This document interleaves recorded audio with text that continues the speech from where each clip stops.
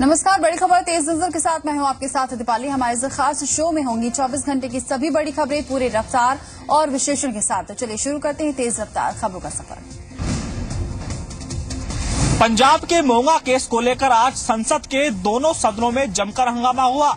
इस मामले में जब स्थगन प्रस्ताव के नोटिस को खारिज कर दिया गया तो कांग्रेस ने बादल सरकार को बर्खास्त करने की मांग की। पंजाब के मोंगा जिले में पंजाब के सीएम प्रकाश सिंह बादल की कंपनी की बस में एक महिला और उसकी बेटी से छेड़छाड़ हुई थी और विरोध करने पर दोनों को बस से फेंक दिया गया था। इस मामले को लेकर सियासत लगातार गरमाई हुई है। पंजाब सरकार की तमाम दलीलों के बाद भी विपक्ष मानने को तैयार नहीं है और इस मुद्दे पर विरोध लगातार जारी है, जिसका नतीजा आज संसद में भी देखने को मिला। लोकसभा में कांग्रेस ने मोंगा कांड पर स्थगन का प्रस्ताव भी दिया था, जिसे स्पीकर ने खारिज कर दिया। मोंगा कांड को लेकर विपक्ष सियासी माइलेज लेने में जुटा है और विपक्ष के तेवर ये बता रहे हैं कि आगे भी ये मामला हंगामा खेज रहेगा। चीन के दौरे से पहले प्रधानमंत्री नरेंद्र मोदी ने चीन के ब्लॉग पे एंट्री ली है, जिसका रिस्पांस भी काफी अच्छा देखने को मिल रहा है। विदेशी दौरे से पहले उस देश से जुड़ाव दिखाने का पीएम मोदी का अंदाज पुराना है। लिहाजा चीन दौरे से ठीक पहले पीएम ने चीनी सोशल साइट साइना वेइबो पर एंट्री ली है। मोदी के इस एंट्री लेते ही उन्हें काफी अच्छा रिस्पांस भी मिला और पहले दिन ही 26,000 फॉलोअर्स मिले। पीएम मोदी ने इस साइट पर पहला कमेंट चीन के मंदारिन भाषा में किया। पीएम मोदी के इस कदम की चीनी मीडिया में काफी तारीफ भी हो रही है। आपको बता दें कि साइना वेइबो चीन की बेहद लोकप्रिय सोशल साइट्स है। ट्विटर की तरफ फीचर रखने वाली इस साइट के लगभग 50 करोड़ यूजर हैं। स्वच्छ भारत अभियान के नाम पर हो रहे खाना पूर्ति को प्रधानमंत्री ने लिया गंभीरता से। काशी क्षेत्र के सभी पार्टी पदाधिकारी और जनप्रतिनिधियों को दिल्ली तलब किया गया। 3 मई को स्वच्छ भारत अभियान के तहत सभी 84 घाटों पर स्वच्छता के कार्यक्रम को आगे बढ़ाना था, लेकिन ज्यादातर कार्यकर्ता और नेता 80 और 2-3 अन्य घाटों तक सीमित रहे। नेताओं में फोटो खिंचाने की होड़ सी लगी रही और साफ सफाई का महज दिखावा ही दिखाई दिया। प्रधानमंत्री कार्यालय ने इस मामले में स्वतः संज्ञान लेते हुए यूपी बीजेपी के अध्यक्ष और संगठन मंत्री सहित काशी क्षेत्र के सभी पार्टी पदाधिकारियों और जनप्रतिनिधियों को दिल्ली बुलाया है। इस बात की पूरी संभावना है कि देर शाम या उसके बाद होने वाली बैठक में प्रधानमंत्री कार्यालय के अधिकारी इन नेताओं को कड़ी चेतावनी देंगे। इस बात की भी संभावना जताई जा रही है कि इस बैठक में प्रधानमंत्री स्वयं भी मौजूद रह सकते हैं। व्यापम फर्जीवाड़ा मामले में मध्य प्रदेश के राज्यपाल को बड़ी राहत देते हुए मध्य प्रदेश हाईकोर्ट ने एफआईआर से रामनरेश यादव का नाम हटाने के आदेश दिए हैं। साथ ही ये भी कहा है कि अगर राज्यपाल अपनी मर्जी से चाहे तो एसटीएफ को जानकारी दे सकते हैं। मध्य प्रदेश हाईकोर्ट से राज्यपाल रामनरेश यादव को बहुत बड़ी राहत मिल गई है। व्यापम फर्जीवाड़ी मामले में उनका नाम हटाने का आदेश अदालत ने दिया है। 62 पेजों के फैसले में चीफ जस्टिस अजय मानिकराव, खानविलकर और रोहित आर्या ने कहा है कि राज्यपाल को संवैधानिक संरक्षण है और उनके खिलाफ कोई भी आपराधिक प्रकरण दर्ज नहीं किया जा सकता और यदि राज्यपाल स्वेच्छा से कोई जानकारी देना चाहे तो एसटीएफ का एडीजीपी स्तर का कोई अधिकारी होना चाहिए, ताकि उनके पद की गरिमा को किसी भी प्रकार से क्षति न पहुंचे। आपको ये भी बता दें कि लंबे समय से तमाम स्थानीय स्तर के वकीलों के साथ साथ देश के जाने माने वकील राम जेठमलानी राज्यपाल के पक्ष में पैरवी कर रहे थे। अदालत के इस फैसले के बाद जाहिर तौर पर रामनरेश यादव को बड़ी राहत मिल गई है, लेकिन इस संवैधानिक संरक्षण राज्यपाल के पद को लेकर है, न कि किसी व्यक्ति को। अब राज्यपाल पद से हटने के बाद रामनरेश यादव के खिलाफ एसटीएफ क्या कार्रवाई करेगी, ये देखना होगा। महाराष्ट्र के पूर्व गृह राज्य मंत्री और कांग्रेसी नेता कृपाशंकर सिंह की मुश्किलें बढ़ती नजर आ रही हैं। मामला आय से अधिक संपत्ति से जुड़ा है। आय से अधिक संपत्ति में आरोपों का सामना कर रहे कृपाशंकर सिंह के मामले में पुलिस ने चार्जशीट दायर कर दी है, जिसमें उनकी 61 लाख रुपए की अवैध संपत्ति की बात कही गई है। कोर्ट में दायर 167 पन्ने की चार्जशीट में कहा गया है कि कृपाशंकर और उनके रिश्तेदारों ने जानबूझकर ऐसी जगहों पर निवेश किया जहां कारोबार में नुकसान होना ही था। साथ ही बॉलीवुड की कई हस्तियों समेत दूसरे लोगों को भी असुरक्षित लोन दिया गया। चार्जशीट में महाराष्ट्र के 2 पूर्व मुख्यमंत्रियों के नाम भी हैं। यूपी के जौनपुर जिले के मूल निवासी कृपाशंकर सिंह की गिनती महाराष्ट्र के कद्दावर नेताओं में की जाती है। और वो मुंबई के अध्यक्ष भी रह चुके हैं। कुमार विश्वास को आज दिल्ली महिला आयोग के सामने पेश होना था, लेकिन कुमार विश्वास नहीं गए। ऊपर से पत्रकारों के सवाल पूछने पे नसीहत अलग से डाली। आपकी महिला कार्यकर्ता के साथ कथित अवैध संबंधों की अफवाह पर अपना पक्ष रखने के लिए कुमार विश्वास को आज दिल्ली महिला आयोग के सामने पेश होना था, लेकिन कुमार विश्वास का दावा है कि उन्हें कोई नोटिस ही नहीं मिला। और जब कुमार विश्वास से पत्रकारों ने नोटिस पर सवाल पूछा तो वो मीडिया पे ही भड़क गए। उन्होंने कहा कि क्या आपके घर में बहन बेटी नहीं है? आपको बता दें कि महिला की शिकायत पर सोमवार को आयोग ने उन्हें पेश होने को कहा था। नोटिस के बाद पेश न होने पर विश्वास पर दिल्ली महिला आयोग कड़ी कार्रवाई करने की तैयारी कर रहा है। आयोग के अध्यक्ष ने कहा कि अगर कुमार विश्वास को नहीं आना है मत आए, इतना भी घमंड अच्छा नहीं है। उनकी कार्रवाई है कि हम दोबारा बुलाते हैं, उन्हें बुला रहे हैं, और अगर कोई 2-3 बार में नहीं आता तो थ्रू पुलिस भी उसको बुला सकते हैं। मुझे कोई नोटिस नहीं मिला अभी तक। आप क्लैरिफाई करेंगे वो लड़की का जो बारे में बात है? आप क्लैरिफाई करेंगे कि आप लोग इस तरह के संबंध क्यों चला रहे? किसी ने आरोप लगाया क्या? मैं मीडिया से पूछना चाहता हूँ, आपके घर में बहन बेटियां हैं नहीं? आप लड़कियां हैं कि नहीं? आप महिलाएं हैं? महिला आयोग का कहना है कि कुमार विश्वास का ये रवैया ठीक नहीं है। उत्तर प्रदेश में अखिलेश कैबिनेट की आज महत्वपूर्ण बैठक हुई। बैठक में मंत्रिपरिषद ने इस बात का फैसला लिया कि भूकंप प्रभावित इलाकों के लिए मुख्यमंत्री राहत आपदा कोष में वे अपने 1 माह का वेतन देंगे। मुख्यमंत्री ने भी अपने 1 माह का वेतन पहले ही सीएम राहत कोष को दे रखा है। इस बैठक में तमाम सारे मुद्दों पर भी चर्चा हुई। सभी विभागों में कार्यरत सहायक लेखा अधिकारियों को एक समान लाभ देने के लिए उत्तर प्रदेश सरकारी विभाग सहायक लेखा संवर्ग सेवा नियमावली 2015 को मंजूरी दी गई। 2008 में की गई सिफारिशों के आधार पर एक समान वेतन, एक समान सुविधाएं देने की बात जो है इसमें कही गई थी। इस पूरे मामले का फैसला जो है अब अखिलेश सरकार ने लिया है। वहीं दूसरी तरफ कैबिनेट में इसके अलावा शामली की ऊन, मैनपुरी की गिरोह तहसीलें भी बनाए जाने को लेकर के मुहर लगाई गई। कैबिनेट में कई सारे महत्वपूर्ण फैसले हुए। इस अवसर पर मुख्यमंत्री अखिलेश यादव ने अपनी सरकार के उपलब्धियों को लेकर कार्यकर्ताओं को भी निर्देश दिए और कहा कि प्रचार प्रसार किया जाए, जनता तक सरकार की उपलब्धियां ले जाई जाए। मुख्यमंत्री ने भी कहा कि गन्ना किसानों के भुगतान को लेकर के सरकार पूरी तरीके से तैयार है और इसीलिए लगातार चीनी उद्योग को सहायता देते हुए भी किसानों के भुगतान में तेजी लाई जा रही है।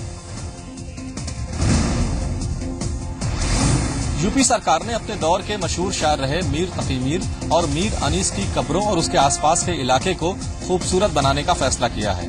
सरकार के फैसले से इन दोनों जगहों के अच्छे दिन आने की उम्मीद है।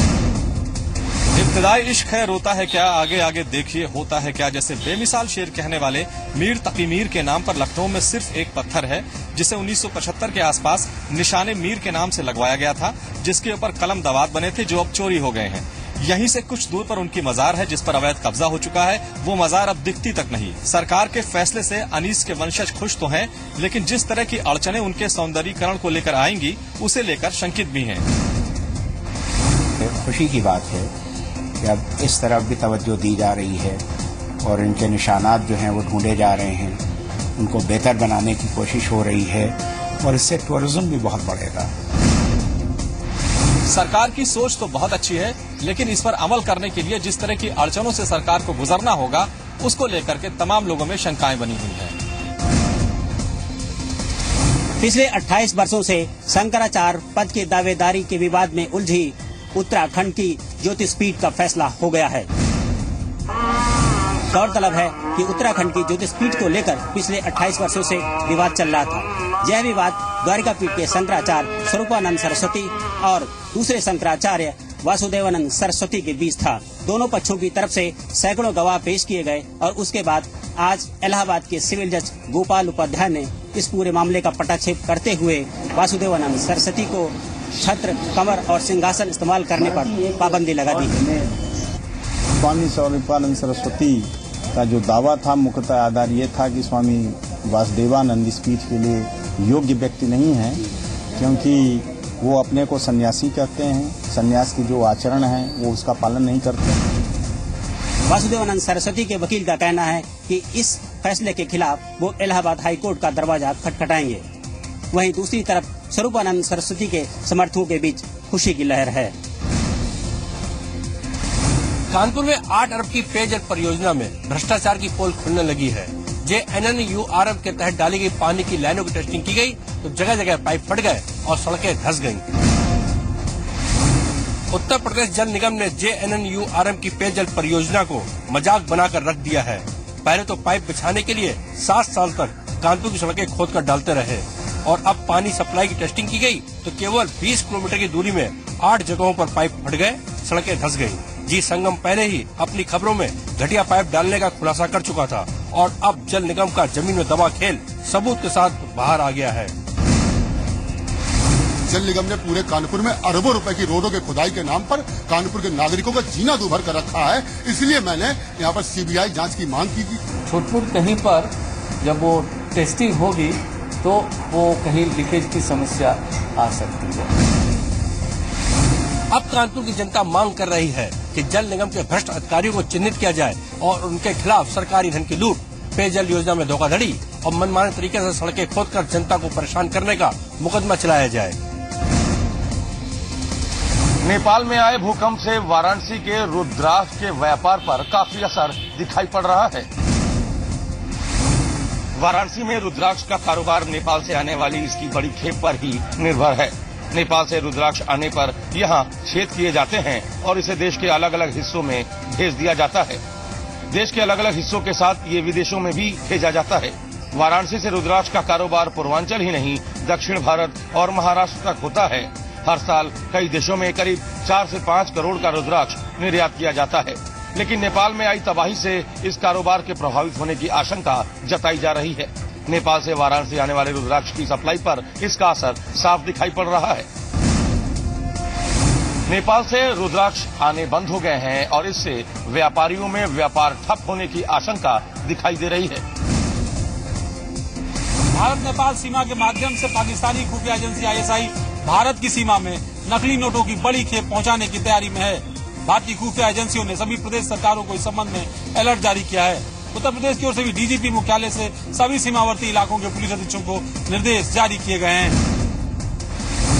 भूकंप के बाद से नेपाल से बड़ी संख्या में लोग भारत की ओर पलायन कर रहे हैं। इन्हीं लोगों की आड़ में सीमा पर जाली नोटों के सौदागर सक्रिय हो गए हैं। 2 दिन पहले महाराजगंज में 36,000 के जाली नोटों के कारोबारी को SSP ने धर दबोचा। इससे एक दिन पहले SSB ने नकली नोटों के एक और सौदागर को पकड़ा था। इसके बाद ATS ने सीमावर्ती चौकियों पर सतर्कता बढ़ा दी गई है। DGP मुख्यालय की ओर से भी सीमावर्ती जिलों के पुलिस कप्तानों को फैक्स कर एहतियात बरतने को कहा गया है।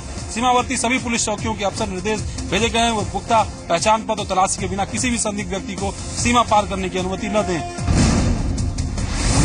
दरअसल ये बात पहले से ही सामने आई थी। IB ने पहले भी अलर्ट जारी किया गया था कि जिस तरीके से नियमों की शिथिलता बरती गई है उसका लाभ उठाने के लिए कई सारे असामाजिक तत्व प्रयासरत हैं। ऐसे में भारत नेपाल सीमा पर SSB समेत दूसरी और भी इंटेलिजेंस एजेंसी सक्रिय कर दी गई हैं। बिजनौर बम धमाके की जांच NIA को सौंपे जाने के बाद आज टीम बिजनौर पहुंची और साक्ष्य जुटाने शुरू कर दिए। बिजनौर पहुंची NIA की टीम ने घटनास्थल का निरीक्षण किया, साथ ही आतंकियों के मददगारों के परिजनों से पूछताछ भी की। गौरतलब है कि 12 सितंबर 2014 को बिजनौर नगर के मोहल्ला जाटान में बम विस्फोट के बाद 6 आतंकी फरार हो गए थे। पुलिस ने आतंकियों की मदद करने वाली महिला सहित 5 लोगों को गिरफ्तार कर जेल भेज दिया था। इस मामले की जांच प्रदेश सरकार ने NIA को सौंपे जाने की संस्तुति की थी। NIA की टीम ने बिजनौर पहुंचकर बम विस्फोट की जांच शुरू कर दी है। टीम में ASP व DSP स्तर के अधिकारी शामिल हैं। बांका कोतवाली के बिहारीपुर गांव में एक लड़की को गैंगरेप का विरोध करने पर गहरे कुएं में फेंकने का सनसनीखेज मामला सामने आया है। गांव के 2 युवकों ने रात के 3 बजे किशोरी को तमंचे के बल पर ईंट भट्टे से अगवा कर लिया था और जंगल में ले जाकर उसके साथ पहले छेड़छाड़ की और उसके बाद गैंगरेप का प्रयास किया। जब किशोरी ने विरोध किया तो आरोपियों ने उसकी पिटाई कर दी और उसे उठाकर 50 फुट गहरे कुएं में फेंक दिया और फरार हो गए। वहीं सुबह जब नाबालिग लड़की अपने घर पर नहीं मिली तो उसकी तलाश की गई। कुएं में होने की सूचना पर आनन फानन में किसी तरह किशोरी को कुएं से बाहर निकाला और गंभीर हालत में जिला अस्पताल में भर्ती कराया गया। चिकित्सकों ने चिंताजनक हालत में पीड़िता को दिल्ली के गुरु तेग बहादुर अस्पताल में रेफर कर दिया है, जहां वह जिंदगी और मौत से जूझ रही है। इसलिए जो है मतलब वही बात है, जो है मतलब जो तुम्हें बता सुनो तब गरीब लड़की अपनी जान बचाने के लिए कोई भी हो मतलब बच्चा अपनी इज्जत बचाने की कोशिश करेगा। इस मामले ने एक बार फिर से यूपी की कानून व्यवस्था पर सवाल खड़े कर दिए हैं। वहीं अभी तक इस मामले में आरोपी पुलिस की गिरफ्त से बाहर हैं। कानपुर की सड़कों पर बदमाशों की धमाचौकड़ी अब रोजमर्रा की बात हो चली है। ताजा वारदात में बाइक सवार बदमाशों ने एक कारखाना मालिक पर ताबड़तोड़ गोलियां चलाई। इस फायरिंग में एक महिला सहित 2 लोग घायल हो गए। मामला कल्याणपुर इलाके का है, जहां अमित चंदेल का कारखाना है। देर रात जब वे घर वापस आ रहे थे, तभी सरेआम बाइक सवारों ने उन पर ताबड़तोड़ फायरिंग की। गोली अमित के पैर में लगी तो हमलावरों ने और गोलियां झोंक दी। इससे एक राहगीर महिला भी जख्मी हो गई। जिस समय हम ड्यूटी से आए थे तो देखा कि गोली की आवाज आई, तो छज्जे पर भाग के आए, देखा गोलियां चली थी और वो लोग भाग गए। इसको अस्पताल भिजवाया गया है। कुछ लोगों का नाम बता रहा है, जांच पड़ताल की जा रही है और आवश्यक विधि कार्रवाई बाद में कराई जाएगी। वारदात को अंजाम देने वाले बदमाश पेशेवर बताए जाते हैं। अब देखना यह है कि पुलिस उन पर कब शिकंजा कस पाती है। मुजफ्फरनगर में प्रेमी युगल ने फांसी लगाकर जान दे दी है। दोनों अलग मजहब से थे, लिहाजा दोनों के परिवार शादी के लिए राजी नहीं थे। मामला यहां के भौरा कला थाना क्षेत्र का है, जहां अलग अलग मजहब से ताल्लुक रखने वाले प्रेमी युगल का शव नीम के पेड़ से लटका मिला। बताया जा रहा है कि दोनों एक दूसरे से 5 साल से प्रेम करते थे और शादी करना चाहते थे, लेकिन परिजनों को यह मंजूर नहीं था। 2 दिन पहले ही लड़की की शादी उसके पिता ने तय कर दी थी, जिसके बाद दोनों ने मौत को गले लगाने का फैसला किया और आज सुबह दोनों का शव पेड़ से लटका मिला। मौके पर पहुंची पुलिस ने शवों को पोस्टमार्टम के लिए भेज दिया है। दोनों ने अपना प्रेम प्रसंग में सुसाइड कर लिया और वहाँ से कुछ ऐसे चीज मिले कि लड़की ने अपना वधू बनी, मतलब और वधू बन के, और फिर दोनों ने उन्हें सोचा होगा कि हो सकता है समाज हमें स्वीकार न करे। इस घटना के बाद गांव में तनाव का माहौल है, जिसके चलते भारी पुलिस बल भी तैनात कर दिया गया है। अस्थमा डे पर दिल्ली को लेकर चौंकाने वाली बात सामने आई है। दिल्ली में 40% बच्चों को सांस की तकलीफ है। वहीं दिल्ली में हर तीसरा इंसान सांस का मरीज है। दिल्ली की फिजा में फैले प्रदूषण के जहर ने अब भावी पीढ़ी को भी निशाना बनाना शुरू कर दिया है। एक शोध के मुताबिक दिल्ली में रहने वाले 40% बच्चों के फेफड़े बेहद कमजोर है। हैरान करने वाले इस सर्वे में दावा किया गया है कि दिल्ली के बच्चों में अस्थमा की आशंका सबसे ज्यादा है। Breathe Full and Heal Foundation ने देश की मेट्रो सिटीज के 2300 स्कूली बच्चों पर यह सर्वे किया है, जिसमें दिल्ली के 750 बच्चे शामिल रहे। प्रदूषण दिल्ली के लिए एक बड़ा खतरा है और अगर सर्वे रिपोर्ट पर यकीन किया जाए तो हालात और गंभीर हो सकते हैं। लिहाजा प्रदूषण के मुद्दे पे वक्त रहते ठोस कदम उठाने होंगे।